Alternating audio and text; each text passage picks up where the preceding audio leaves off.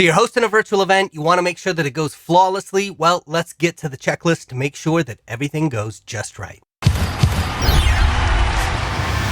And before we get into it, I want to let you know that I have a checklist that you can download as well. It's absolutely free. The link is in the description for this video.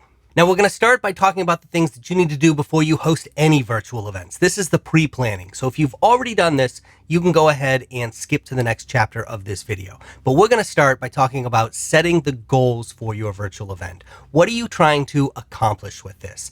And you actually have two sets of goals. First, there's the business goal. What are you trying to get out of it for your brand, for your organization, for your company?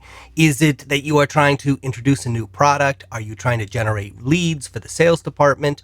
Are you trying to announce that you've got a new feature in one of your existing products? Whatever it might be, make sure that you understand what the business case for your virtual event is. Now, you also need to understand what the goal is for the attendees who come to your event. And that goal needs to be in line with the goal that you have as a business. If it's not, then the attendees are not going to come back to your future events. So first, start by identifying your audience. Who are the people that you are trying to get to your virtual event? And what do they hope to get out of it? Once you know that, it becomes real easy to set the goal for your attendees. I've got a video that will go into more detail about setting goals for your virtual events. You can go ahead and check that out now if you want. I'll also put a link to it in the description for this video down below.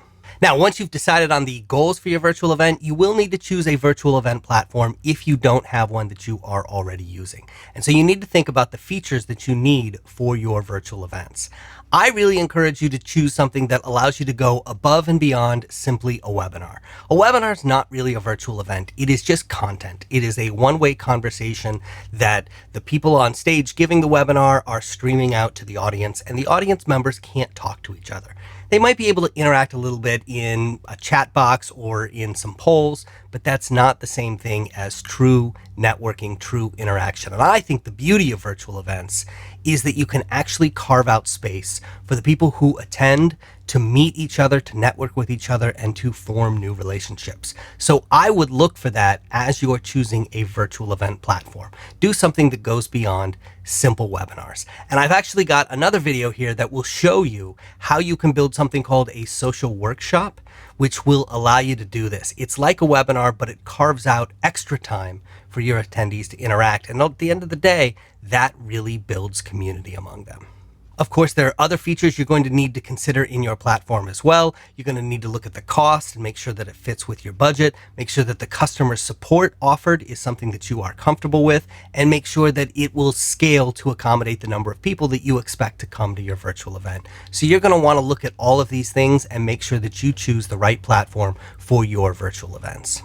Speaking of budget, that's another thing that you're going to need to account for as you plan out your virtual event. It's not just the budget that you need to spend on the virtual event platform, but do you need to spend money on ads to market your virtual event? Do you need to pay speaker fees to get people to show up? Things like that. Make sure that you understand all of the costs involved in hosting your virtual event and that you've got that all set aside so that it fits within your budget.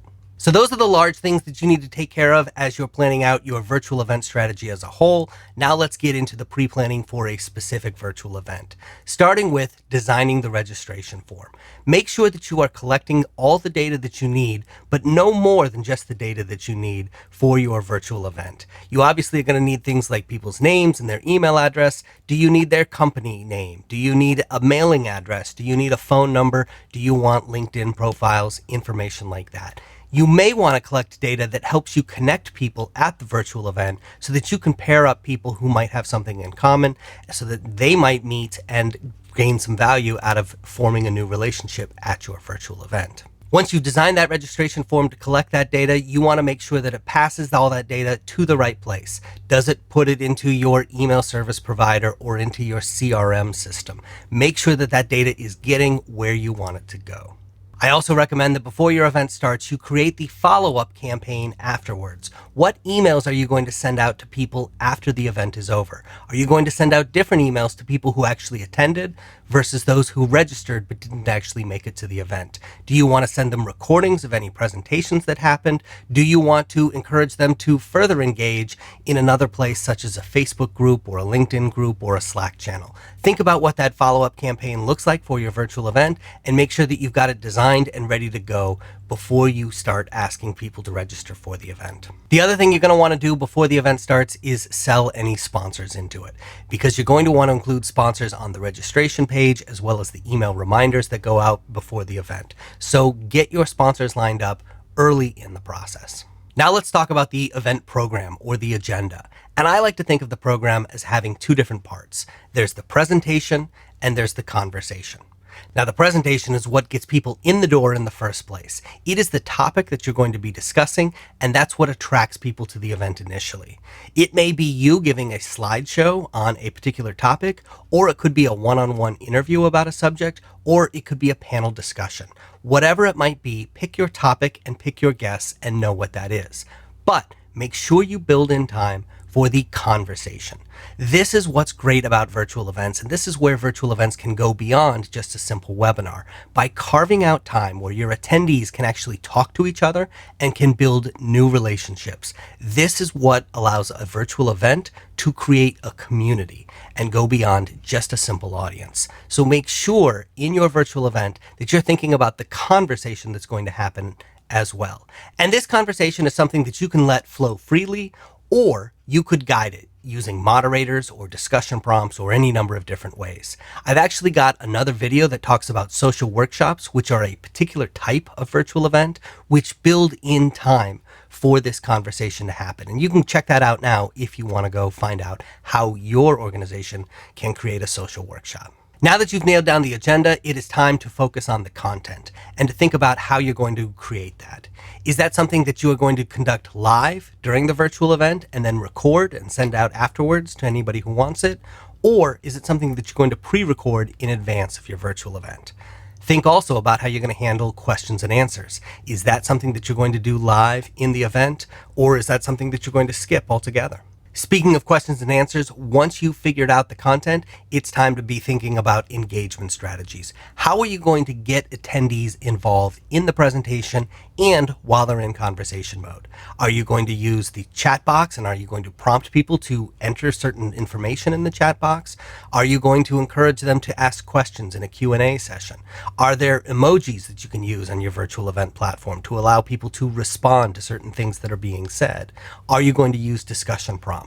Pay special attention to these interactive features and make sure that you are taking advantage of them during your virtual event. Once you've got all the content lined up for your virtual event and you've built that registration page, it is time to market your virtual event. We need to promote it. We need to let people know that it's happening and get people to register. There are a number of different ways that you can do this. The first and most important is going to be to use your existing email database. If you already have an email list, leverage it to get people to register for your event. Don't be afraid to send out 2 or even 3 reminders for your virtual event and encourage people to come. Another great way to promote your virtual event is to find a partner organization who will work with you to promote it. You are looking for somebody who targets the same type of people that you're targeting, but is not a competitor of yours. This could be an industry publication, it could be an industry trade group, it might be another vendor in the same space that you are in.